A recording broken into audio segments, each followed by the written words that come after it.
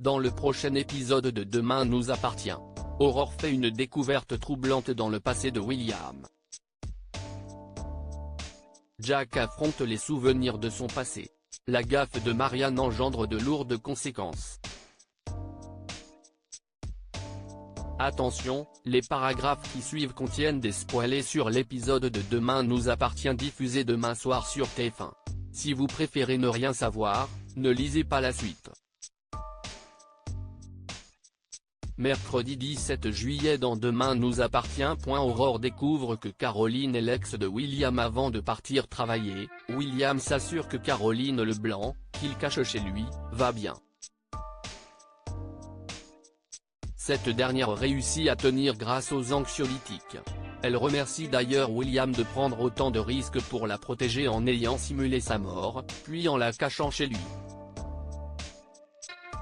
En effet, Caroline craint que Blanqui ne cherche à la tuer pour se venger, comme il a déjà tué son patron, Guillaume Drouet. William la rassure, il va l'aider à quitter le pays et elle n'aura plus rien à craindre. Au commissariat, Sarah avoue à son épouse qu'elle n'est pas à l'aise avec la situation.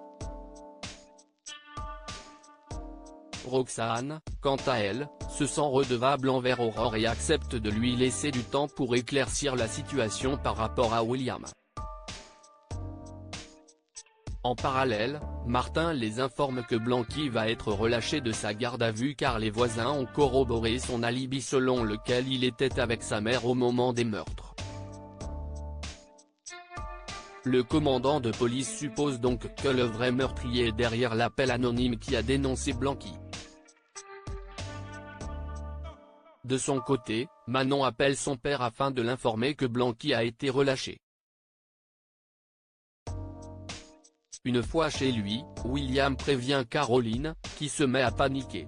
William suggère que Blanqui, qui semble avoir un alibi solide, n'est pas responsable de la mort de Drouet.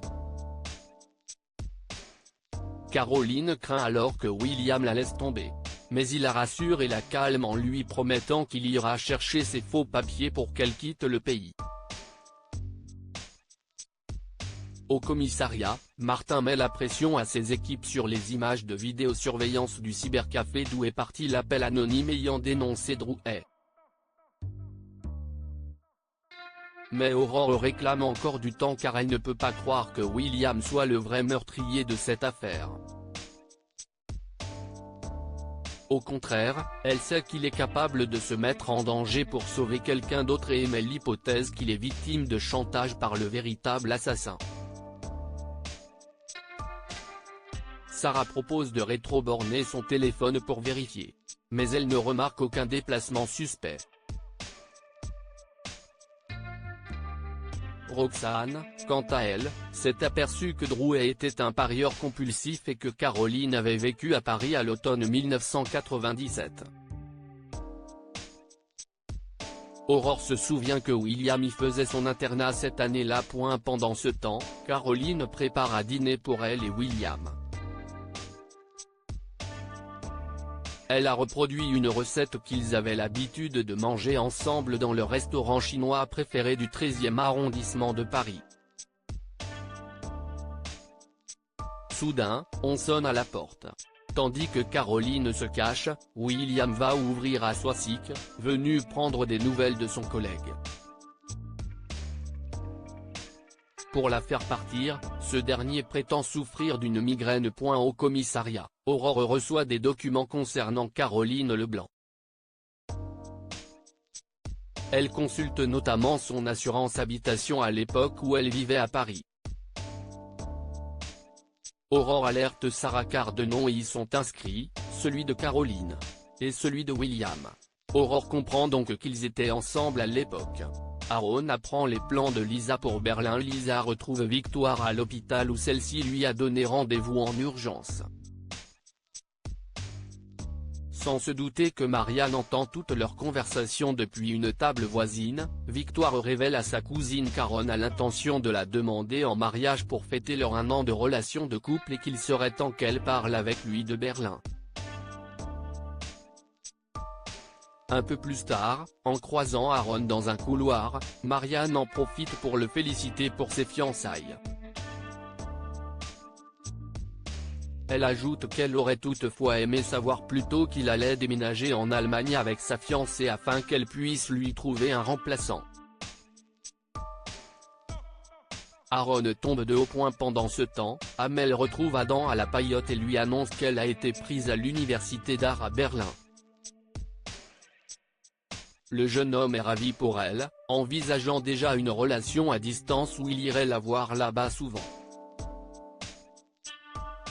Amel est profondément soulagée. À la fin de la journée, Aaron rentre chez lui et confronte Lisa sur son intention de suivre Amel à Berlin. La jeune femme essaye de s'expliquer, mais Aaron ne veut rien entendre. Il lui reproche d'être le dernier au courant. Vexé, il lui remet la bague de fiançailles qu'il comptait lui offrir pour leur 1 an. Ryan sort le grand jeu pour Giacomo. Ryan raconte à Bruno que sa tentative pour reconquérir Jack la veille n'a pas fonctionné. Il lui demande donc son aide pour mettre en place une nouvelle méthode. En sortant de chez lui avec Lizzie, Jack découvre que Ryan a dessiné un cœur avec leurs initiales à l'intérieur sur le trottoir. Jugeant cela ridicule, Jack s'aperçoit que Bruno a déposé une feuille sur le pare-brise d'une voiture garée dans la rue. Il s'empare et découvre qu'il y est imprimé la phrase que Jack avait prononcée à Ryan, un soir sur la plage, pour l'encourager à faire son coming out. Jack froisse la feuille entre ses mains. Au spoon, Audrey vient servir ses enfants en arborant le même t-shirt que celui que Jack portait quand il a déclaré son amour à Ryan pendant le cours de français de M. Le haut. Elle leur apporte une carte que Ryan a lui-même personnalisée avec des photos d'eux. Lizzie déclare que Jack devrait lui laisser une chance. Mais ce dernier ne le ressent pas du tout de cette manière, au contraire, toutes ces démonstrations lui rappellent ce que Ryan a gâché. Jack passe au mât pour avoir une discussion avec Ryan, mais Bruno lui indique qu'il est déjà parti.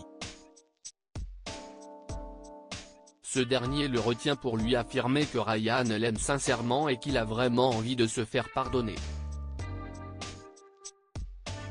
Bruno ajoute qu'il se reconnaît un peu en Jack, puisqu'il a aussi été assez orgueilleux par le passé.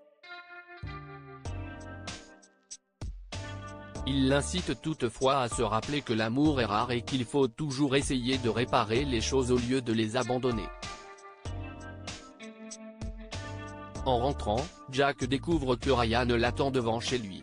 Ce dernier explique qu'il a voulu lui rappeler leur complicité et le faire sourire. Il s'excuse si s'il y est mal pris, mais il ne sait plus comment faire pour lui prouver qu'il l'aime et qu'il n'a pas envie de le perdre. Jack l'embrasse passionnément.